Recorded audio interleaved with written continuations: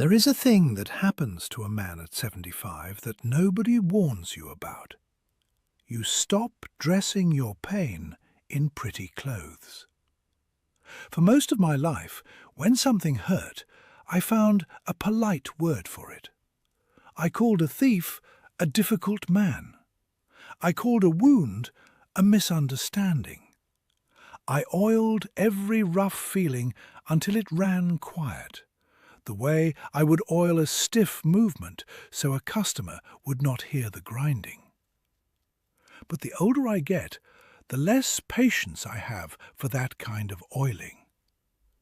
At my age, you start to notice that peace is worth far more than approval, and that a calm afternoon at the bench, with the light coming in low and the clocks all ticking in their own time, is a kind of wealth I used to be too busy to count. I am Henry. I have spent 50 years in a narrow shop on a corner repairing clocks and watches, the same shop my father kept before me. I have given thousands of people back their time, and I learned something slow and hard about who you should let stand close to you in the years you have left. When I was younger, I believed you owed everyone the same patient attention, that a good man simply kept his door open and never asked who was walking through it. I do not believe that anymore. A movement only runs clean when the wrong parts are kept out of it. One grain of grit on a balance wheel will throw off a watch that was otherwise perfect.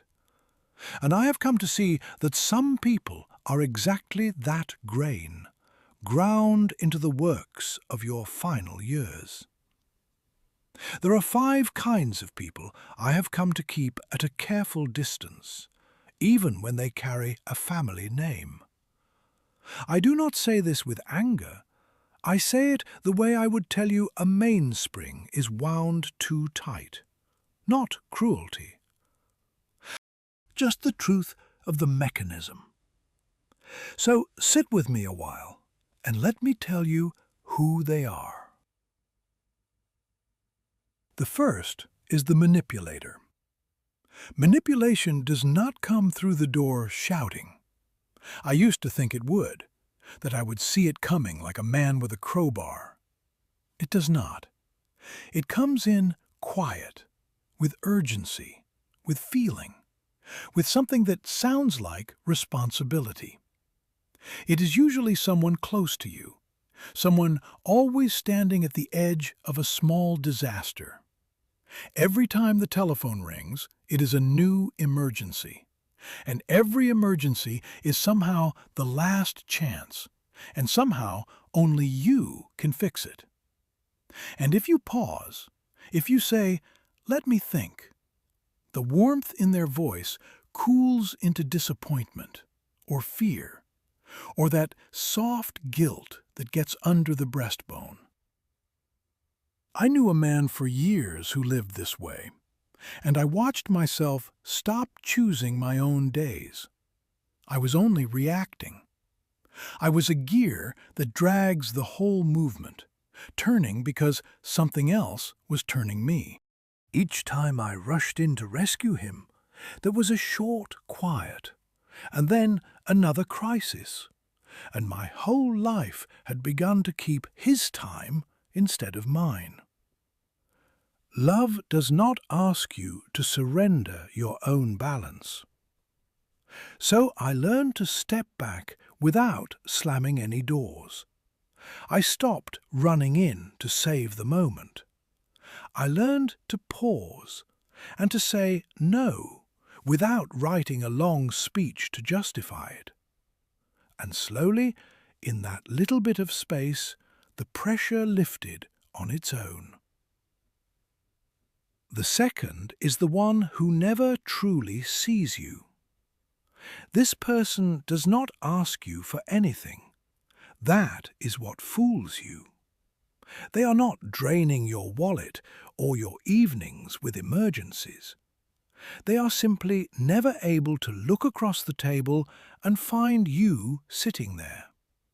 Every conversation curves back to them, like a hand that always sweeps to its own face. You start to tell a piece of your news, something that mattered to you, and within a breath it has become a doorway into their story instead. Your good days become background noise. And one afternoon you realize, with a small, cold start, that no one has asked you a real question about yourself in a very long time. You are slowly disappearing inside your own relationships, sitting right there and somehow not in the room at all. I have stopped waiting for the acknowledgement that was never going to arrive. I keep those conversations short now. When I am interrupted, I finish my sentence anyway. It feels, the first few times, like breaking some unspoken rule. But then I remember that the rule was never agreed to by both of us. It was only ever binding on me. The third is the critic. The critic almost never raises his voice. That is what makes him so patient and so dangerous. A man swinging a hammer at you, you can see, and you can step aside. The critic does not swing anything. He files, a little here, a little there, so gently you would swear he was being kind. Most of the time, the critic truly believes he is helping you. The remarks come dressed as advice, as concern, as the wisdom of experience. Nothing you do is ever quite good enough. Little comments about how you live, how you dress, how you keep your house, how you spend your quiet days. And then you lie awake, and you replay the words, and you begin to wonder if maybe they are right. That is the trouble with the critic. He does not break you in one blow. He reshapes how you see yourself, a little at a time. The way a clock losing 2 minutes a day looks fine until a month has passed and you have missed the train entirely. It took me too long to understand a simple thing. Not every opinion deserves a chair in the room of your own mind. Some words are just noise, even when they come in a familiar voice you have loved a long time. So I stopped defending every choice. I stopped explaining my own life as though it were waiting on a stamp of approval. I let the remark land. I gave it a small nod, and I kept walking my own direction. And the weight of it loosened its grip on me. The fourth is the irresponsible one. This is the person who leaves a trail of mess behind them everywhere they go. Missed payments, promises broken so often the words stop meaning anything. Bad decisions stacked one on the next, a steady supply of crises, and always, always, the quiet expectation that somebody else will come along and tidy it up. And we older folks make easy targets, because the younger ones around us assume we have spare time, spare patience, spare savings tucked away. And so they treat us like the safety net under the high wire. Let me tell you about my wife's grand-nephew. His name was Carl. He was not a bad young man at heart, and I want to be fair about that. He was simply lazy and careless, and he had a charm to him that kept earning second chances long after he had run out of honest ones. He drifted from job to job, and nothing was ever his fault, not once. The boss was unfair, the hours were wrong, the town was no good. He asked to stay with me for a little while, just until things steadied. A few weeks, he said. Weeks turned into months. The dishes piled up, the bills climbed, and the quiet I had built in that old house, the quiet I had earned, simply went out the window. I started waking up irritated in my own home, which is a strange and bitter thing at my age. Then came an ordinary afternoon. I had spent the whole morning sitting in a doctor's waiting room, worrying over my own health, turning the same dark thoughts over and over, the way a watch with a broken escapement will race and stumble and never settle. And I came home tired and found him sprawled on my sofa in the middle of the day with nothing on his mind at all, not a flicker of worry, while I had carried enough worry that morning for the both of us. And I stood in the doorway, and I thought very plainly, why am I carrying a grown man who flatly refuses to carry himself? I have spent my whole life teaching springs to hold their own tension. You cannot wind a spring that has decided to stay slack, and you certainly cannot do it for him day after day with your own two hands. My generation was raised to endure, to help your family no matter the cost, to never turn away your own blood. But there is a difference, and it took me 75 years to see it clearly. There is a difference between helping a person through a hard season and feeding a pattern that will never, on its own, come to an end. So one evening, I sat him down and I told him, calm and kind, that he had about a month to find his own place. No shouting, no long lecture, just an honest clock with a time marked on it. He acted shocked. He acted wounded, as though I had done something to him. But after he was gone, the silence came back, and the peace came back, and even my health steadied. Stress sits heavier on an old body than the young will ever believe. The fifth one sounds small next to the others, and that is exactly why it does its damage so slowly. It is the ungrateful person. A lifetime of giving, freely given, and treated every single time as nothing more than expected. When that goes on long enough, you start to feel emotionally invisible, like a clock on a wall that everyone walks past and no one thanks for keeping the hour. They rarely offer a real thank you. Nothing is ever quite enough. Give them your time, and they will mention the part you did not give. Offer your help, and they will find the flaw in how you did it. Make a sacrifice, and they will act as though you only just barely met some obligation you owed them. And slowly, your generosity sours into a resentment you never wanted to feel.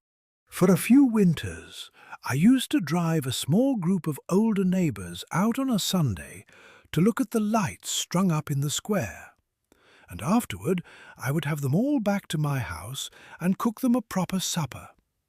It was good for me, truth be told, all that bustle in a house that had grown too quiet since Margaret.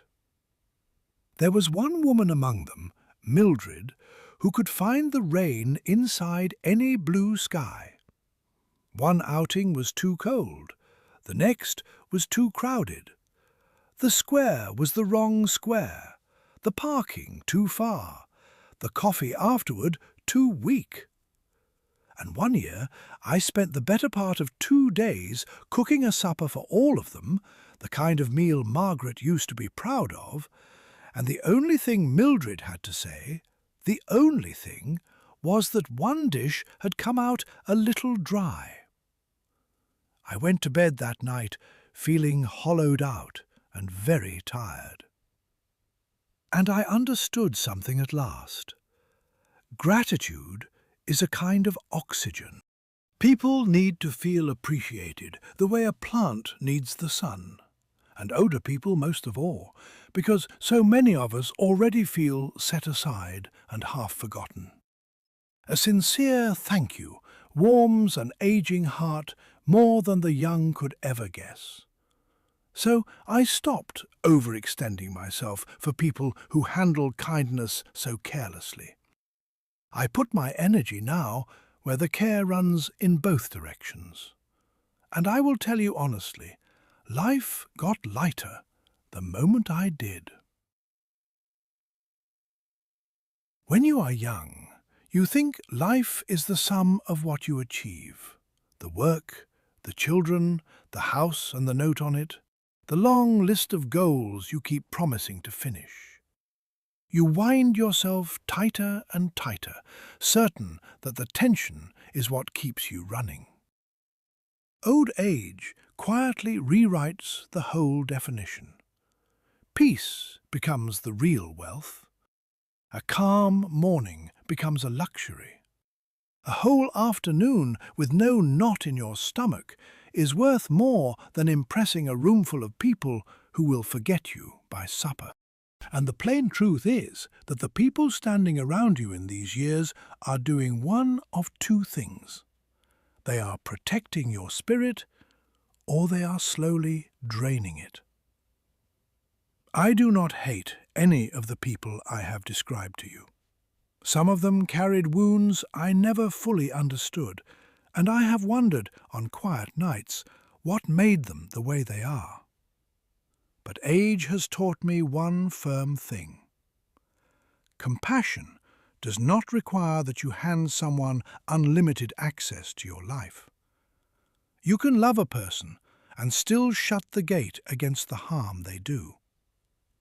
If someone leaves you anxious every time, or exhausted, or guilty, or invisible, or small, do not talk yourself out of noticing it. At my age, peace is not some soft indulgence. It is a necessity, the same as breath. So protect the years you have left.